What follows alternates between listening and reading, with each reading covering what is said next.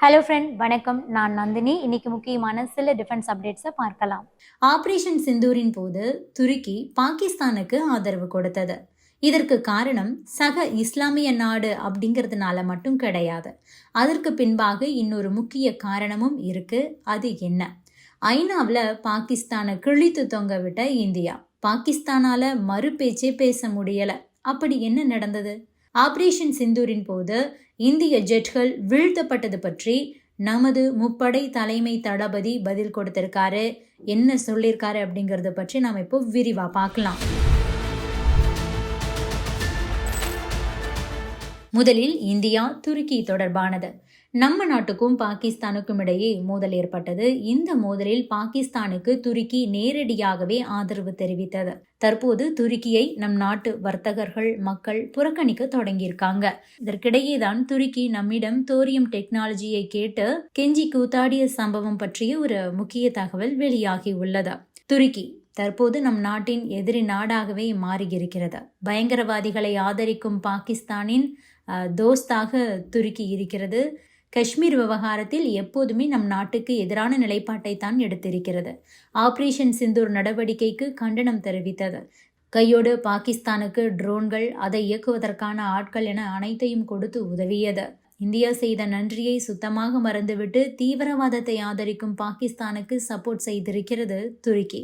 இந்த நிலையில்தான் துருக்கி நாட்டுக்கு எதிராக நம் நாடு அதிரடி நடவடிக்கைகளை மேற்கொண்டு வருகிறது. இந்த நிலையில்தான் துருக்கி எதற்காக பாகிஸ்தானுக்கு ஆதரவு தெரிவிக்கிறது, நம் நாட்டுக்கு எதிராக திரும்பியது ஏன் என்பதன் பின்னணி பற்றி ஒரு தகவல் வெளியாகி இருக்கிறது. துருக்கி அதிபராக தய்யூப் எர்டோகன் இருக்கிறார். இவர் இஸ்லாமிய நாடுகளின் தலைவராக மாற நினைக்கிறார்.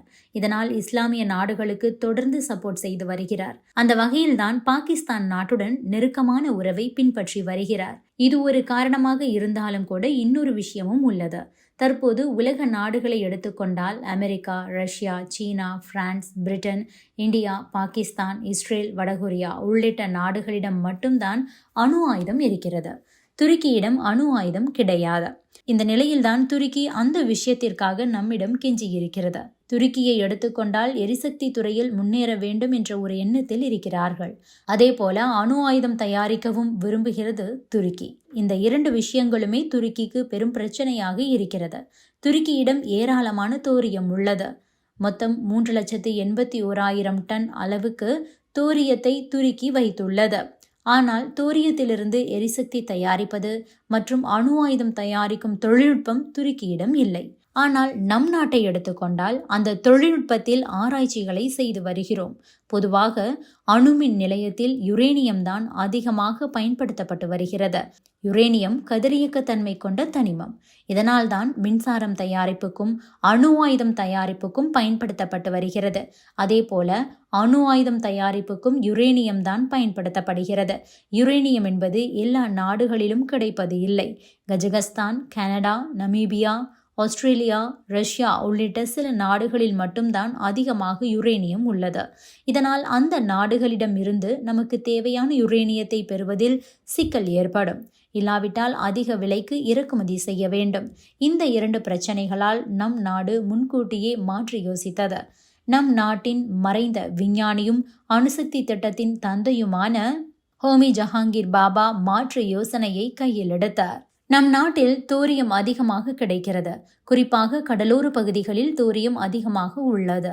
கேரளா, தமிழ்நாடு, ஒடிசா மாநிலங்களில் தோரியம் அதிகமாக இருக்கிறது. தோரியமும் யுரேனியத்தை போல கதிரியக்கத்தன்மை கொண்டது. இதனால் யுரேனியத்திற்கு பதில் அதை பயன்படுத்த முடிவு செய்தார். தோரியம் 232 அந்த தனிமத்தை நியூட்ரான் உதவியுடன் யுரேனியம் 233 மாற்றலாம். அதன் மூலம் அந்த யுரேனியத்தை வைத்து அணுசக்தி நிலையங்களில் மின்சாரமும் அணு ஆயுதமும் தயாரிக்கலாம். தோரியத்தை எடுத்துக்கொண்டால் அது மிகவும் பாதுகாப்பான அணு எரிபொருளாகும். துருக்கியிடம் இந்த தொழில்நுட்பம் இல்லை. ஆனால் தோரியம் கொட்டி கிடக்கிறது. இதனால் துருக்கி அதிபர் எர்டோகன் தோரியம் தொழில்நுட்பத்தை நம்மிடமிருந்து பெற நினைத்தார். இதற்காக கடந்த 2017, 2018 ஆகிய ஆண்டுகளில் இந்தியாவுக்கு வந்து தோரியத்திலிருந்து மின்சாரம் தயாரிப்பது குறித்து அவர் கேட்டார். ஆனால் நம் நாடு தொழில்நுட்பத்தை பகிர்ந்து கொள்ளவில்லை. இது எர்டோகனுக்கு நம் நாட்டின் மீது எரிச்சலை ஏற்படுத்தியது, அதிகப்படுத்தியது.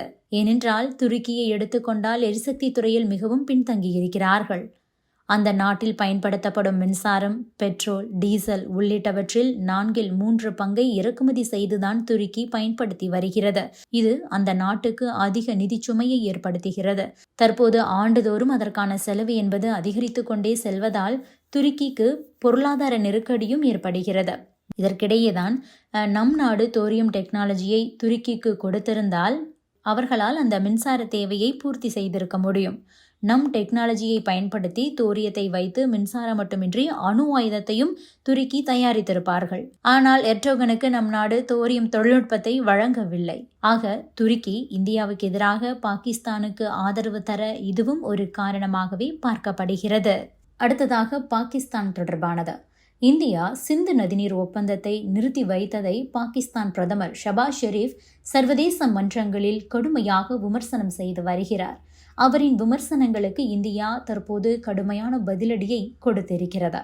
ஐநாவில் நடந்த ஆலோசனை கூட்டம் ஒன்றில் பேசிய பாகிஸ்தான் பிரதமர் இந்தியா சிந்து நதிநீர் ஒப்பந்தத்தை நிறுத்தி வைத்திருப்பதை கடுமையாக தாக்கி பேசியிருக்கிறார்.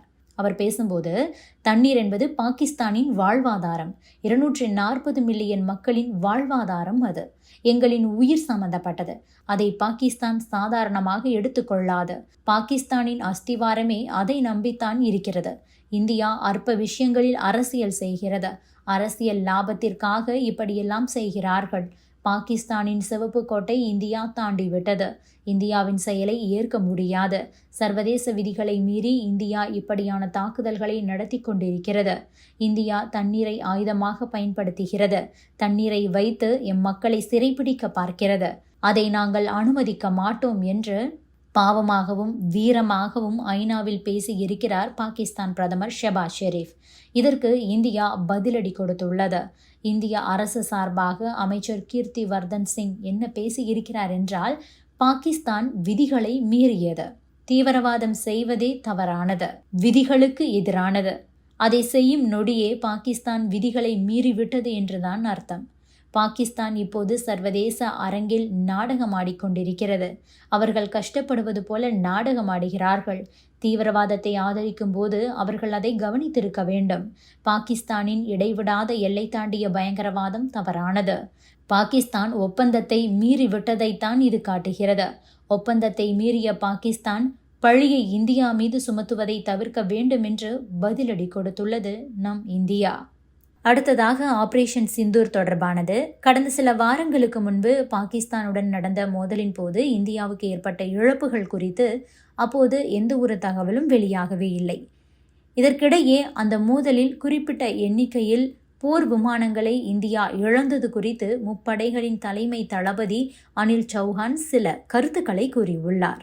இந்தியா பாகிஸ்தான் இடையே இந்த மாத தொடக்கத்தில் மோதல் ஏற்பட்டது. ஆபரேஷன் சிந்தூர் வெற்றியை பொறுக்காத பாகிஸ்தான் இந்திய பகுதிகளின் மீது அத்துமீறி தாக்குதல் நடத்தியது. அதையும் மீறி இந்தியா தக்க பதிலடியை பாகிஸ்தானுக்கு கொடுத்தது. இந்தியாவின் தாக்குதலை சமாளிக்க முடியாத பாகிஸ்தான் போர் நிறுத்தம் செய்ய தூதுவிட்டது. இந்த மோதலில் இந்தியாவின் தாக்குதலை சமாளிக்க முடியாமல் பாகிஸ்தான் மொத்தமாக சரணடைந்தது. அப்போதே இந்த தாக்குதலின் போது இந்தியாவுக்கு சில இழப்புகள் ஏற்பட்டதாக செய்திகள் வெளியானது. அதே நேரம் அது தொடர்பாக இந்திய ராணுவம் எந்த ஒரு தகவலையும் தெரிவிக்காமல் இருந்தது. இதற்கிடையேதான் இந்த விவகாரத்தில் இப்போது இந்திய ராணுவம் முக்கிய விளக்கம் ஒன்றை கொடுத்திருக்கிறார்கள். அதாவது, பாகிஸ்தானுடனான மோதலின் போது குறிப்பிட்ட இந்திய போர் விமானங்களை இழந்தது குறித்த கேள்விக்கு தலைமை தளபதி அனில் சௌஹான் சில முக்கிய கருத்துக்களை தெரிவித்தார். அதேபோல சிலர் சொல்வது போல இந்த 4 நாள் மோதல் எந்த நேரத்திலும் அணு ஆயுத போரின் ஆபத்தை நெருங்கவில்லை என்றும் அவர் தெரிவித்திருக்கிறார். சிங்கப்பூரில் நடந்த நிகழ்ச்சி ஒன்றில் பங்கேற்ற முப்படைகளின் தலைமை தளபதி அனில் சௌஹான் இந்த கருத்துக்களை தெரிவித்திருக்கிறார். தொடர்ந்து பேசிய அவர், எவ்வளவு ஜெட் விமானங்கள் வீழ்த்தப்பட்டன என்பது முக்கியம் கிடையாது, அவை ஏன் வீழ்த்தப்பட்டன என்பதுதான் முக்கியம்.